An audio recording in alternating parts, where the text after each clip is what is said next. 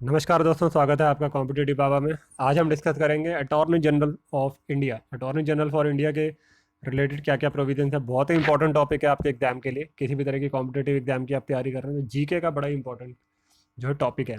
आइए शुरू करते हैं। विकीपीडिया से ये इन्फॉर्मेशन ली है मैंने।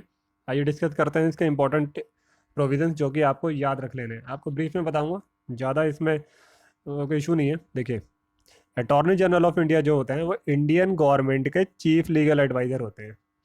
आइए पेन ले लेते हैं पहले। इंडियन गवर्नमेंट के चीफ लीगल एडवाइजर होते हैं and is primary lawyer to the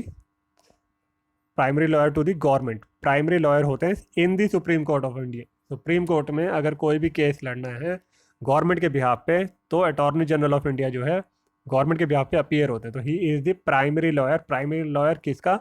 government का, सेंट्रल गवर्नमेंट का, स्टेट गवर्नमेंट का नहीं, सेंट्रल गवर्नमेंट का। They can be said to be the advocate from the government side. देखिए, गवर्नमेंट की तरफ से ये अपीयर होते हैं। और इनकी अपॉइंटमेंट कैसे होती है? प्रेसिडेंट ऑफ इंडिया इनकी अपॉइंटमेंट करते हैं।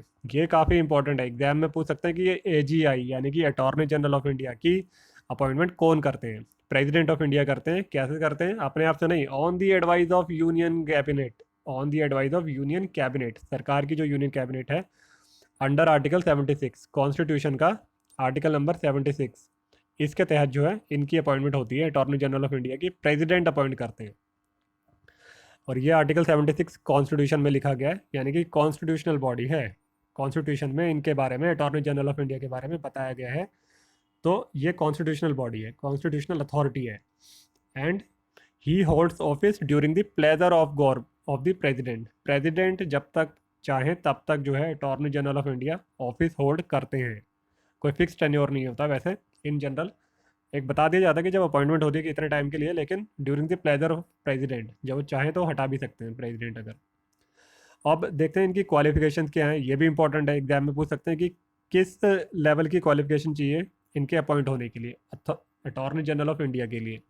तो he must be a person qualified to be appointed as a जज ऑफ द सुप्रीम कोर्ट। भाई, सुप्रीम कोर्ट का जज बनने के लिए क्वालिफाइड होने चाहिए। या फिर किसी भी हाई कोर्ट का 5 साल के लिए जज होने चाहिए। या फिर और एन एडवोकेट होने चाहिए of some high court for 10 year. किसी भी हाई कोर्ट में 10 साल के लिए कम से कम एक एडवोकेट होने चाहिए। और एन एमिनेंट जूरिस्ट, एक एमिनेंट जूरिस्ट होने चाहिए आप लॉ के फील्ड में। इन और ऐसा प्रेसिडेंट को लगना चाहिए इन दी ओपिनियन ऑफ द प्रेसिडेंट। और सिटीजन ऑफ इंडिया तो होना ही चाहिए, ये तो बेसिक रिक्वायरमेंट है, मस्ट है ही है। आगे चलते हैं। देखिए, ये मिस्टर के वेणुगोपाल, के वेणुगोपाल ये जो है अभी presently attorney general for India हैं। इंडिया के, भारत के अटॉर्नी जनरल हैं। देखिए, अपॉइंटर यहाँ लिखा हुआ है। प्रेसिडेंट जो है इनको अपॉइंट करते हैं on the advice of union cabinet. Union cabinet होती है सेंट्रल गवर्नमेंट की। अब टर्म कितने टाइम के लिए होल्ड करते हैं ये बताया दिया। During the pleasure of president. President जब तक चाहे तब तक अटॉर्नी जनरल ऑफ इंडिया जो है ऑफिस होल्ड करते हैं। कॉन्स्टिट्यूशन में लिखा हुआ है, आर्टिकल नंबर 76 में इनसे रिलेटेड प्रोविजन है। देखिए, डिप्टी मतलब इनके अंडर इनको असिस्ट करने के लिए कौन कौन है? सॉलिसिटर जनरल ऑफ इंडिया और additional solicitor general of India. ये जो है अटॉर्नी जनरल ऑफ इंडिया को असिस्ट करते हैं, इनके अंडर आते हैं। सॉलिसिटर जनरल ऑफ इंडिया और additional solicitor general of India, ये 4 एडिशनल होते हैं। सॉलिसिटर जो होते हैं, 4 additional solicitor general of India होते हैं। और इनके बारे में, यानी कि ये जो 2 बॉडीज हैं, 2 अथॉरिटीज हैं, इनके लिए कॉन्स्टिट्यूशन में कुछ नहीं बताया गया, सिर्फ एजीआई के बारे में बताया गया। यानी कि ये दोनों अटॉर्नी, ये solicitor general and additional solicitor general, ये कॉन्स्टिट्यूशनल बॉडीज नहीं है। देखिए, ये 15th मिस्टर के वेणुगोपाल जो है, अभी जो हमने पढ़ा ये ऊपर, ये जो है 15th एजीआई हैं भारत के। और मिस्टर रामनाथ कोविंद जो है ये प्रेसिडेंट है। इन्होंने जो है इनको अपॉइंट किया है। 3 साल के लिए जो है इनका टेन्योर है। आइए आगे चलते हैं। इनकी पावर्स क्या हैं, इनकी ड्यूटीज़ और इनके फंक्शंस क्या क्या हैं। देखिए, पहले भी हमने पढ़ा है कि ये गवर्नमेंट को, सेंट्रल गवर्नमेंट ऑफ इंडिया यानी कि सेंट्रल गवर्नमेंट को लीगल मैटर्स पे, कानूनी चीज़ों के ऊपर, कानूनी उनके ऊपर जो है एडवाइस करते हैं। जो गवर्नमेंट उनको रेफर करती है उसके ऊपर उनको सलाह देते हैं। They also perform other legal duties, और जो लीगल काम उनको दिया जाता है जो प्रेसिडेंट देते हैं वो भी वो देखते हैं। देखिए, attorney general has the right of audience in all courts in India. India के किसी भी कानून में उनको जो है जाने का, सुनने का अधिकार है। And he can participate in the proceedings of parliament. भाई पार्लियामेंट की प्रोसीडिंग्स में भी पार्टिसिपेट कर सकते हैं, दो नॉट हैविंग एनी वोट। उनको वोट करने का अधिकार नहीं है, लेकिन अटेंड करके सुनने का अधिकार जरूर है, पार्लियामेंट में भी और इंडिया के किसी भी कोर्ट में भी। तो ये on behalf of government of India appear होते हैं, क्योंकि सरकार के वकील हैं, तो सरकार की तरफ से अपीयर होते हैं। कहाँ पे? कोई भी सूट, यानी कि कोई भी केस हो, कोई अपील हो, या कोई भी और प्रोसीडिंग हो।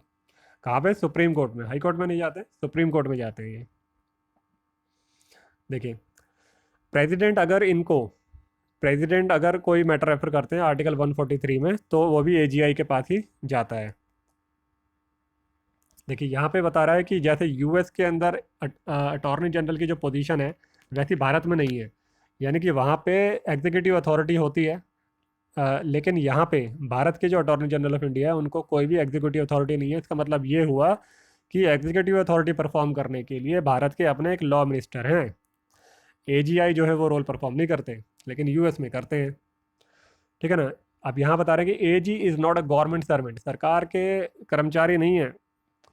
And he is not debarred from private legal practice. AGI भी रह सकते हैं और साथ साथ अपनी खुद की प्रैक्टिस भी कर सकते हैं। He can accept briefs. Attorney general can accept briefs but can not appear against the government. सरकार के खिलाफ नहीं लड़ सकते। सरकार के वकील हैं, तो सरकार के खिलाफ कैसे लड़ सकते हैं?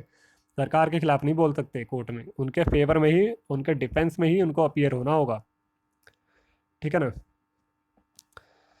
और देख लेते हैं सॉलिसिटर जनरल। ये मैंने बताया, इनको असिस्ट करने के लिए सॉलिसिटर जनरल होते हैं, और चार चार एडिशनल सॉलिसिटर जनरल होते हैं। ये भी काफ़ी इंपॉर्टेंट है एग्जाम में।